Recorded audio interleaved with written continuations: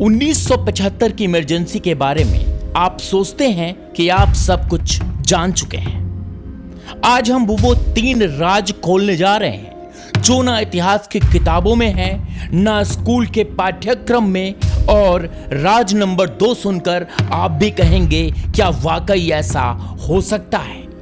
Video को अंत तक देखिए क्योंकि आखिर में आपको एक ऐसा दस्तावेज दिखेगा जिससे कांग्रेस आज भी सामने नहीं लाना चाहती। जी हां, 1975 की इमरजेंसी के दौरान सिर्फ प्रेस की स्वतंत्रता छीनी नहीं गई, बल्कि सरकार ने press trust of India, Hindustan times, Indian express जैसी संस्थाओं के दफ्तर में पुलिस बैठा दी थी।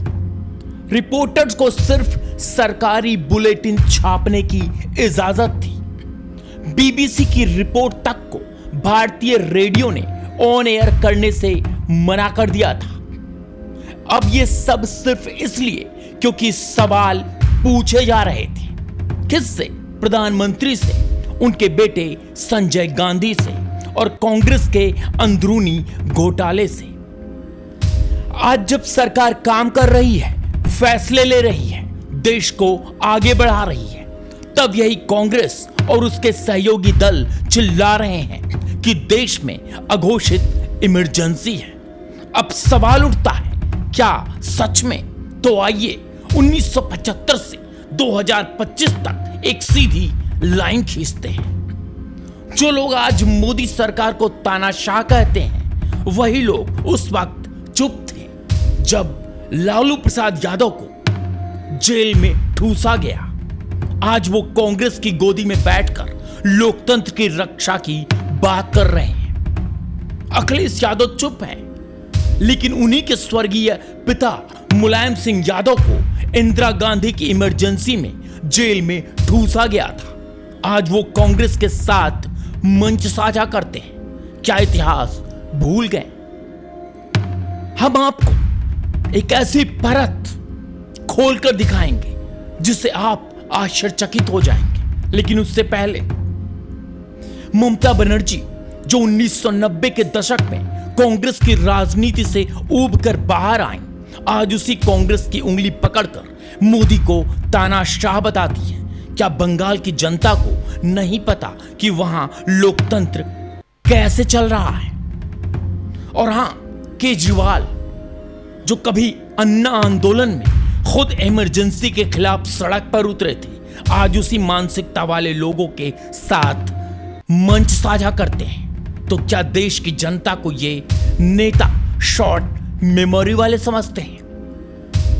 क्या देश की जनता वाकई शॉर्ट टर्म मेमोरी वाली है? आज देश की अदालतें स्वतंत्र हैं, मीडिया अपना काम कर रहा है, सोशल मीडिया पर हर कोई बोल रहा है कौन सी अघोषित इमरजेंसी। और अगर सरकार गलत होती तो क्या हर कोई बिना डरे प्रधानमंत्री को ट्रोल करता? क्या इतना खुलापन किसी तानाशाही में संभव है? सच तो यह है कि इन नेताओं को भारत की तरक्की से दिक्कत है, साथ में नरेंद्र मोदी से दिक्कत है। क्योंकि जितनी तेजी से ये सरकार काम कर रही है, उतनी ही तेजी से इनकी राजनीति खत्म हो रही है। तो क्या 2029 की हार का डर इन्हें सता रहा है और फिर से 1975 वाली इमरजेंसी की याद दिला रहा है? चलिए अब राज नंबर 2 को खोलते हैं, वो गुप्त मिशन जिससे इंदिरा गांधी के करीबी भी कांप गए थे। अब बात करते हैं उस राज की जिसे सुनकर इंदिरा गांधी के करीबी नेता भी सन्न रह गए थे। 1976 में दिल्ली के पास एक बंद गेस्ट हाउस में 3 बड़े विपक्षी नेताओं को उठाकर ले जाया गया, बिना वारंट, बिना केस और बिना अदालत के आदेश के। उनके नाम थे जयशंकर प्रकाश नारायण, अटल बिहारी वाजपेयी और लाल कृष्ण आडवाणी। यह एक विशेष इंट्रोगेशन यूनिट बनाई गई थी जिसमें आईबी और रॉ के अफसर नहीं थे, सीधे संजय गांधी के खास लोग शामिल थे। सूत्रों की मानिए तो वहां नेताओं को न सिर्फ मानसिक प्रताड़ना दी गई, बल्कि उन्हें देश विरोधी गतिविधियों का कबूलनामा देने का दबाव बनाया गया ताकि उन्हें देशद्रोही साबित किया जा सके। अब राज नंबर 3। आपने नसबंदी अभियान के बारे में सुना होगा, लेकिन असली सच्चाई डरावनी है। संजय गांधी की अगुवाई में उत्तर प्रदेश, हरियाणा और दिल्ली में पुलिस को टारगेट दिए गए थे। रोज कितने लोगों को जबरदस्ती नसबंदी के लिए पकड़ना है। 16 साल के किशोरों से लेकर 60 साल तक के बुजुर्गों तक को अस्पताल में घसीटा गया। किसी को नौकरी का डर दिखाया गया, किसी को राशन बंद करने की धमकी दी गई। यूनिसेफ तक ने भारत सरकार को इस बर्बरता पर चेताया था, मगर सरकार ने कहा यह राष्ट्रहित में है। सोचिए, अगर आज के भारत में ऐसा कुछ होता, क्या आप चुप रहते? क्या मीडिया आज भी ऐसे ही डर के साए में रिपोर्टिंग करती? जरा सोचिए, अगर नरेंद्र मोदी यही इमरजेंसी लगाएं तो विपक्ष आज क्या करेगा? क्या देश में आग नहीं लगेगी? जनता पूछ रही है, अगर 1975 में इमरजेंसी लोकतंत्र की कत्ल थी, तो उस कत्ल के आरोपी आज भी आदर्श क्यों माने जाते हैं? और यही सवाल कांग्रेस को असहज करता है। अगर आप मानते हैं कि इन राजों को हर भारतीय को जानना चाहिए, तो इस वीडियो को शेयर जरूर कीजिए।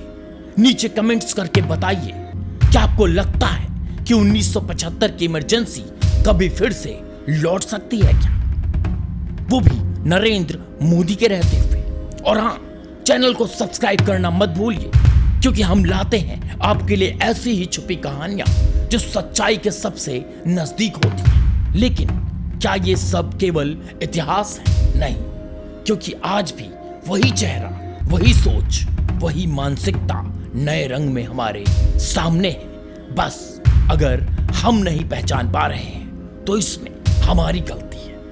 अगर आप भी मानते हैं कि देश के नाम पर साजिश नहीं चलने देंगे, तो इस वीडियो को शेयर जरूर कीजिए, ताकि हर कोई समझ सके कि 1975 और आज में कितना फर्क है और कौन है असली लोकतंत्र का दुश्मन। ओनली न्यूज 24x7, सच की तह तक।